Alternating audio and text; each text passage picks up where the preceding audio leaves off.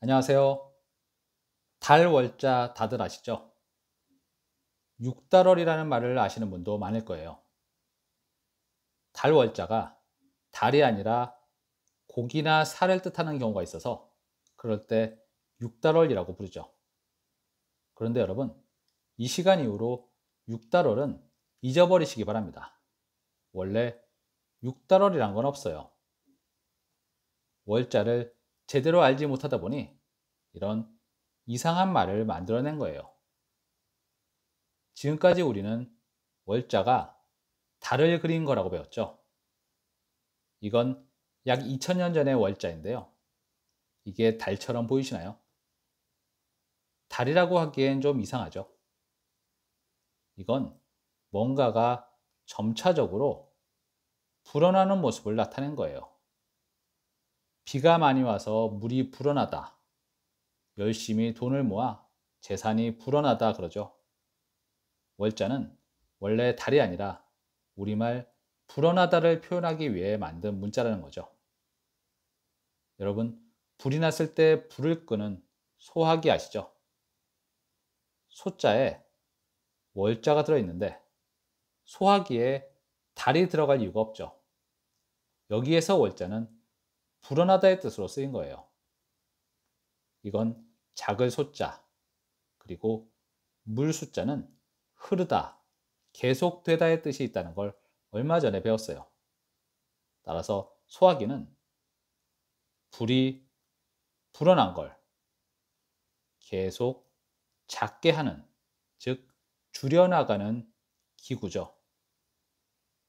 음식을 소화시키다 할 때도 소화기와 같은 소자를 써요. 먹어서 불어난 것을 줄여나가고 몸에서 흡수할 수 있도록 변화시키는 것을 소화라고 하죠. 이 외에도 월자가 불어나다의 뜻으로 쓰이는 경우가 많이 있습니다. 차차 배울 거예요. 그런데 우리가 잘 아는 월자의 뜻은 달이죠. 불어나다의 뜻을 가진 월자가 왜 달을 뜻하는 걸까요? 달도 불어나거든요. 달은 초승달에서 시작해서 점차 불어나 보름달이 돼요. 실제로 달이 불어나는 건 아니지만 눈으로 보기에는 그렇게 보이죠.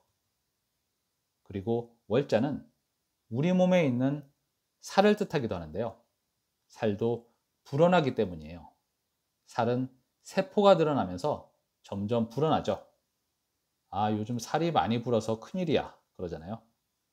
그래서 우리 몸에 있는 가슴, 배, 또 여러 장기들, 폐나 간 등에도 살을 뜻하는 월자가 붙어 있는 거죠. 그런데 이러한 원리를 모르고 월자를 달이라고만 알고 있다 보니 달 월자가 왜 몸에 붙어 있지? 아, 고기 육자를 바꿔서 달 월자처럼 쓴 건가 보다. 이렇게 추정을 해서 육달월이라는 이름을 지어낸 것이죠. 그런데 여기서 한 가지 의문이 생깁니다. 육자도 살이나 고기를 뜻하잖아요.